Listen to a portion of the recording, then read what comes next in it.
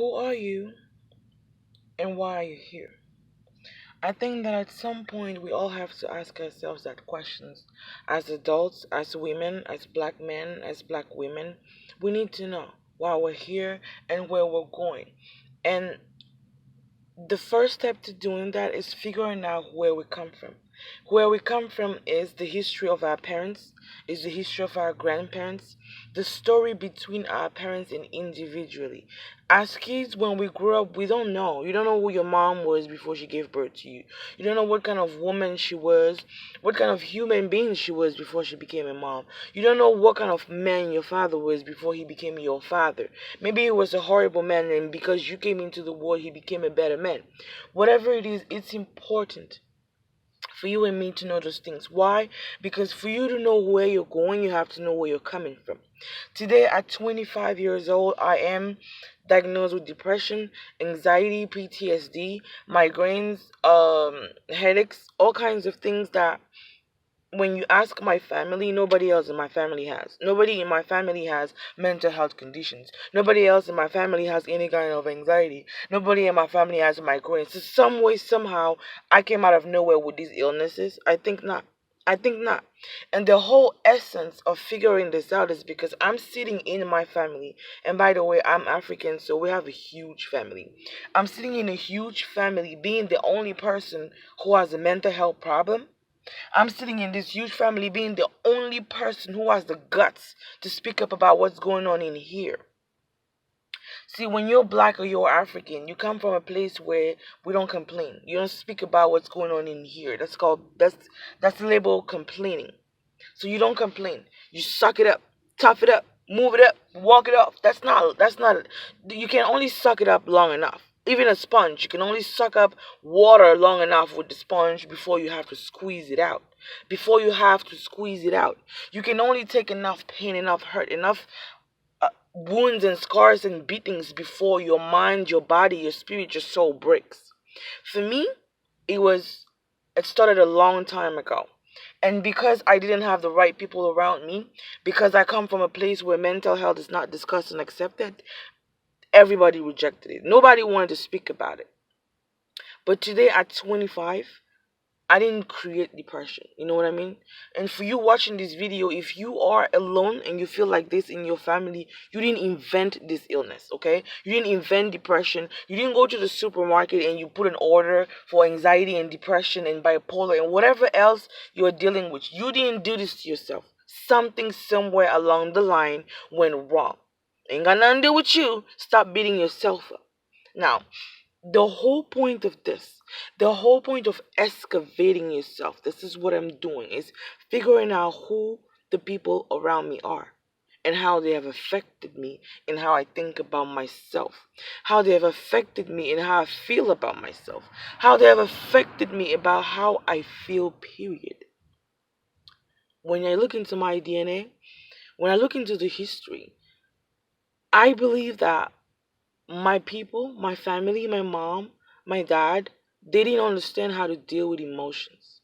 They didn't understand that you can't just keep shoving things under the rug and shoving and shoving and shoving. At some point, somebody's not going to be able to walk over that rug. It's going to be so big, somebody going to fall off. And I fell off. I fell off. I was the result of a horrible marriage between my parents. I was a result of the pressure put it was a result of the pressure put on me as a child between my parents who were horrible in their marriage. Before you marry somebody, make sure that you think about these kids that you're going to have, okay? When you stay with a man, for me, my mom stayed with my dad in the name of I'm staying with my with this horrible man for my kids, and that pressure broke me every single day because as a child, I did not want to be responsible for my mom's sorrow. I did not want to be the reason why my mom accepted and tolerated to be treated like crap. She didn't teach me better. You know what I mean? Her staying in my with my father, her staying in a marriage that she deemed not tolerable, not great for her and her happiness. She didn't teach me good things. She didn't show me a good example. She taught me that it's okay to sit there and be with somebody who makes you miserable. It's okay to sit there with somebody who does not fight for you the way you fight for them. She showed me that you have to go to war every single day for somebody who's not going to go to war for you because you have to do it. My mom went to war every single day for everybody, for her family, for herself, for her marriage, for her own family where she came from. And when she didn't get the thank yous and the ovations that she wanted, she became this bitter, angry woman. Okay? Don't become a bitter, angry woman. Don't do things for people that in to the point where it takes out of you. Okay? Give as much as you can, not as much as you have. Give as much as you can, not as much as you have. I explained this. Let me break this down.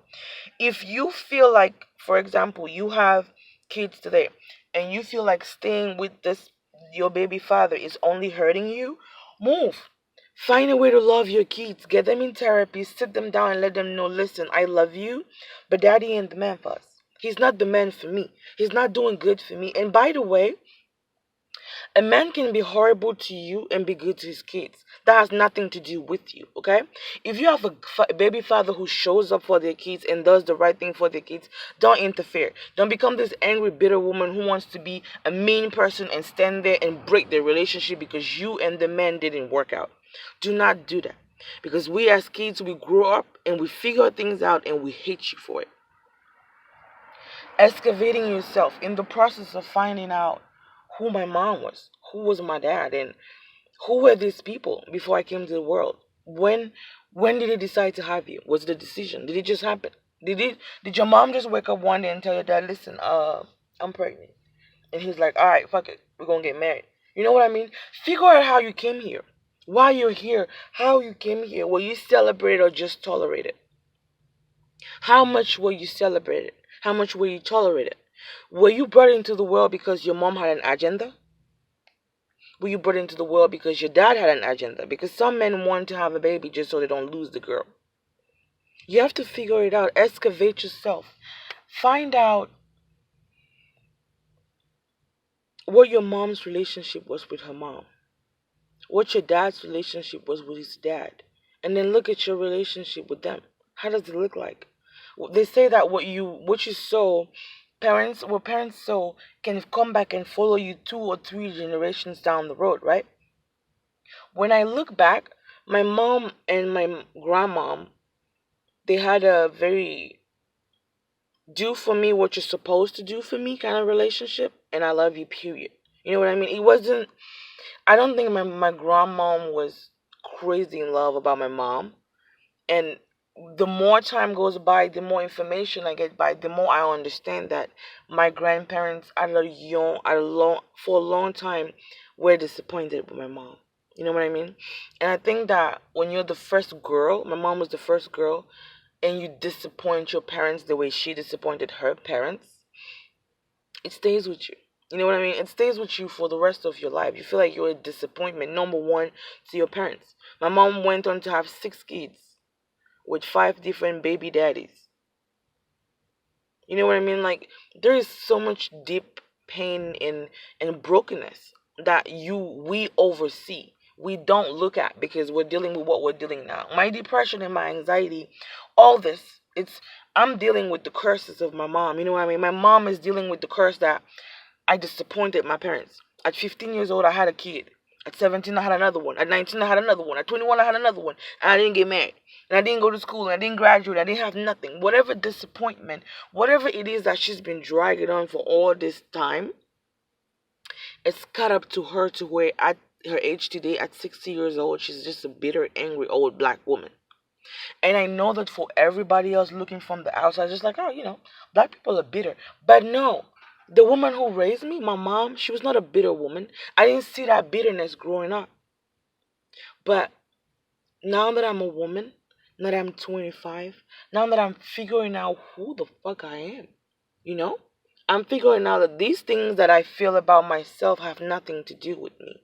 This guilt and shame that I just feel guilty and ashamed, I don't have a reason to feel guilty. It's just guilt and shame passed down from my mom. Because she didn't do much, she feels like if she continues to pressure you, you're going to be pressured to do more than enough, more than she did. But baby, you are not in competition with your parents. You're not in competition with your siblings. You're not in competition with anybody else but you. Okay? I'm not sure how much of these videos I'm going to continue to do. Let's say today was first part one, excavating yourself, figuring out who you are. I hope that you've learned something from this video. Write it down. Something that popped at you while I was speaking. Write it down. Who are you? Who's mom? Who's dad? Who are these people before I was here? Try to figure it out and then look at their lives and figure out, yeah, yo, I act like mom. Yo, I act like dad. You know what I mean? No matter how much you hate them or love them, you're a reflection of the people that raised you. Your parents are the most influential people in your life. And I can sit here and tell you, I do not have a cordial relationship with my father, my biological father. But I have a lot of his genes. I'm a very courageous person. I'm a very bold in your face kind of person. That was my daddy. My light skinned self, that's my daddy. No matter how much I dislike this man at some point, no matter how much I wanted to disconnect and detach myself from my biological father, I am the daughter of my father. Whatever that means. I am the daughter of my father. I am the daughter of my mother. Sometimes healing and growing and letting go of things starts by accepting what it is. There's a prayer for every person that is mentally ill or in sobriety, and it says, Lord, grant me the serenity to accept what I cannot change, the courage to change what I can change, and the wisdom to know the difference. Keep that prayer with you for this week. I love you guys, and I'll do a video again next week. Bye bye.